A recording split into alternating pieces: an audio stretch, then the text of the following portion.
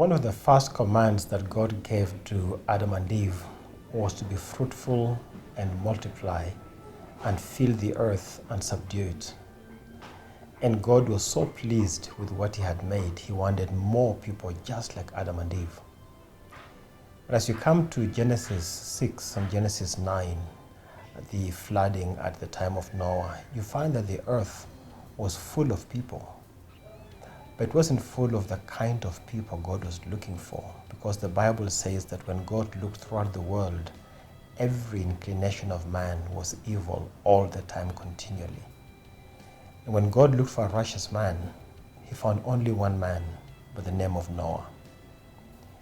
But God decided to save Noah's entire family. Even though we have a record of only Noah being righteous, his entire family was saved, while the rest of humanity was destroyed.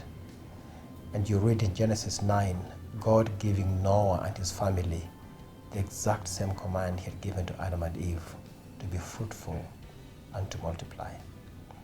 Now, of course, Noah was an old man and wasn't going to have any more children, but his children had children. And if Noah had effectively evangelized his family, the entire world would have been reached for the gospel.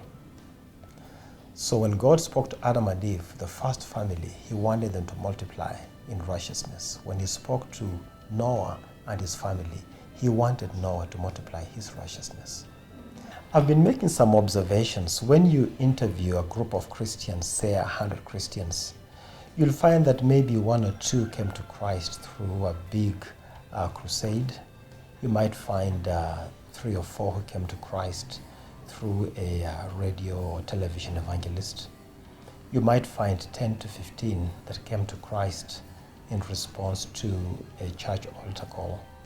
But you'll find that the vast majority of people came to Christ one-on-one through their network of friends or through a family relationship.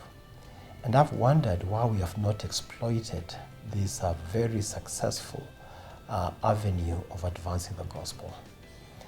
The story you're about to hear now is the story of Noel, from a background of witchcraft into becoming a missionary.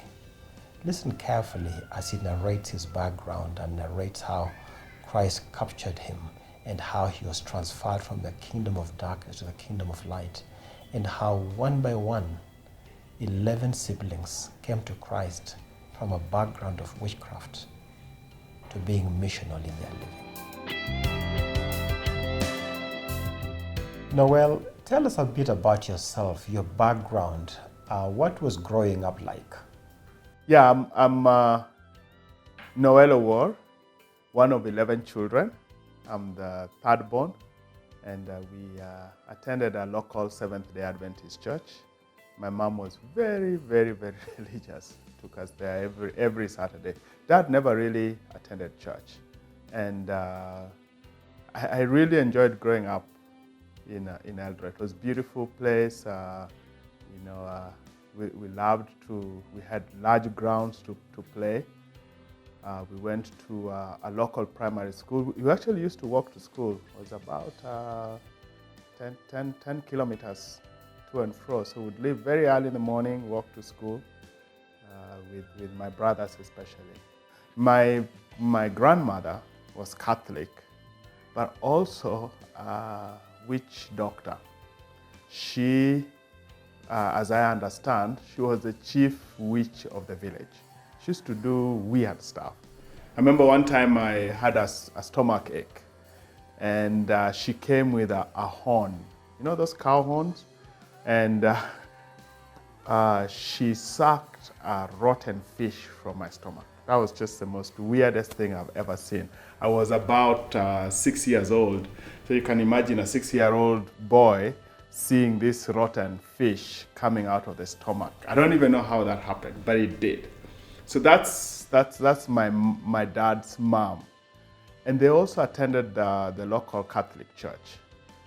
But apparently when dad got married to mom, mom influenced him to become a Seventh-day Adventist. But he was not really committed to the Seventh-day Adventist. He never came to church he would drop us and go do his own things.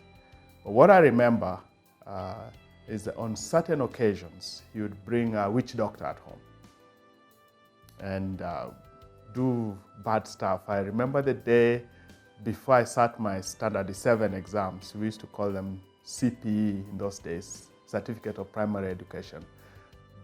He brought this guy who slaughtered several chickens, and I had to take a bath in the blood of a chicken, apparently to wash away spirits of stupidity so that I would pass my exams. There are also several things that they did. I have several marks on my body, even in my stomach, that were performed. So as a little boy, going to church and then seeing my dad being involved in witchcraft and us being involved in witchcraft was very confusing. What do you follow? The other thing that, even with my parents attending the local Seventh-day Adventist church, they did not have a good marriage. It was a very, very, very violent marriage. There were days that was not just verbal artillery, but actual violence. I still recall the day when my brothers and I went and found a knife under one of their pillows. I don't know who had smuggled the knife into their bedroom. Someone was going to use it to do something nasty. So for children growing in such environment, going to church, witchcraft, violence, it's not a good environment. It's awful.